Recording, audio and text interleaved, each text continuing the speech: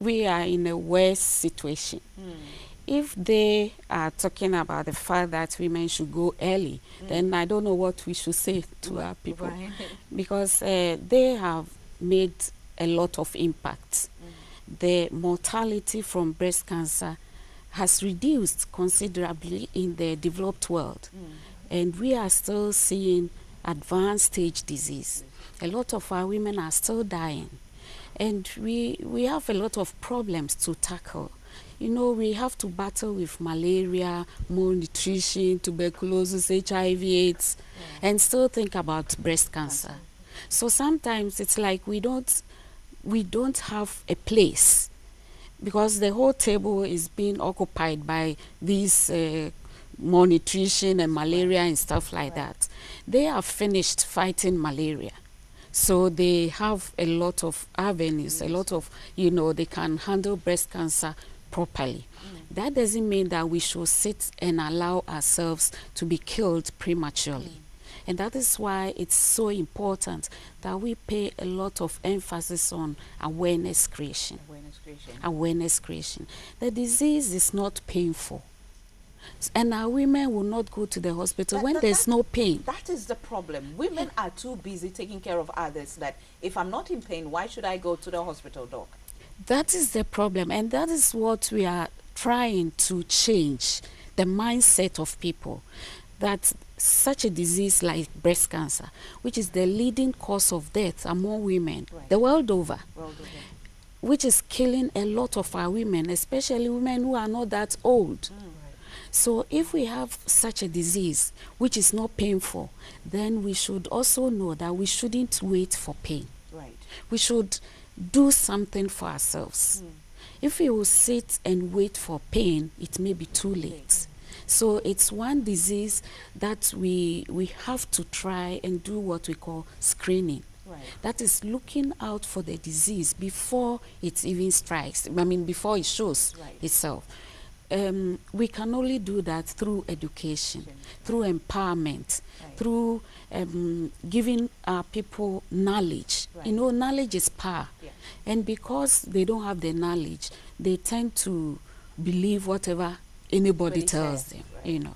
And we are seeing unfortunate women coming when it's too late, when they could have come earlier, when we could have done meaningful treatment. So we can't sit anymore. We can't sit back and look at them. We have to go out to them, reach out to them with the message. And let's see whether we can't also turn, you know, the leaf. You know, because Katrina, the amazing thing is that though the disease is not painful, when it's killing you, it kills you painfully. Yes, you yourself as a woman, you go through the pain when you're going to die from it, and you leave your family with a lot of pain. Yeah, it's not just you. It impacts the entire family. Mothers, sisters, brothers, sons, everybody misses the mother or sister or daughter when they're not with us anymore. So it would be better for us to know our bodies and to start at a very young age. Dr. Wiafi is right. I mean, the pain is not always there, but there are sometimes changes that manifest that you can see. You can sometimes see a lump. You can sometimes see redness and rashes and inverted nipples. So we have to look at ourselves, know what's normal for us, and then watch our bodies as it changes over time and be comfortable with that. You know, it's not easy to be a survivor in this society. It's not easy at all. And they are my cherished survivors. I appreciate them so much because they actually are helping us in the fight. Their stories are encouraging other women, and they are saving a lot of lives. So I also thank you for calling from Bolga, all the way from Bolga. Okay, now back to the issue. It's a serious issue. And no wonder the caller was very emotional, you know.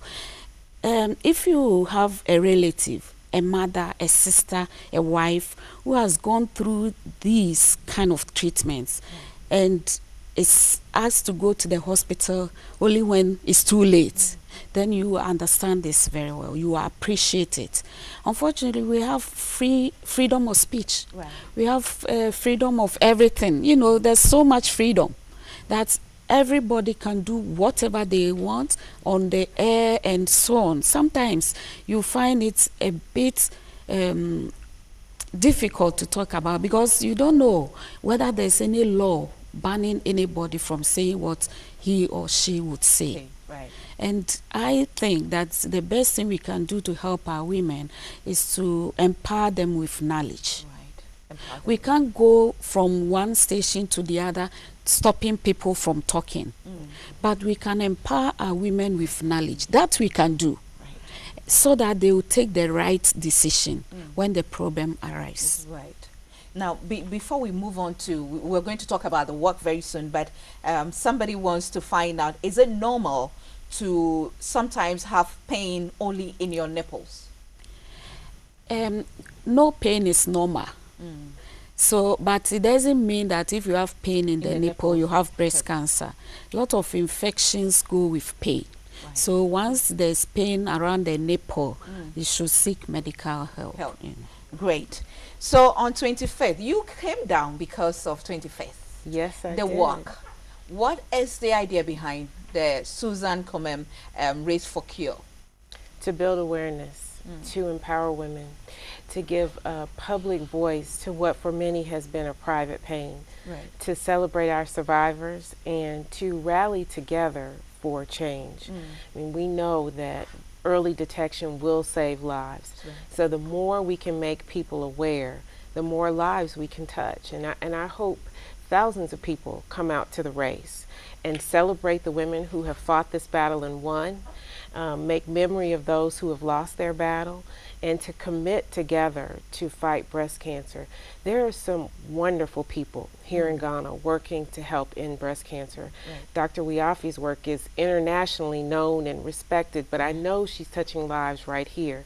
Dr. Bafora Kamfe Anoche, Korlebu, and many others that we work with, Gladys Boateng at Reach for Recovery, and Salome at Sister Support. I mean, there's just a network of people here doing some extraordinary things, but they need your help. Right. First to take care of yourself, Right. and then to join with them to help educate other women and make them aware. Okay.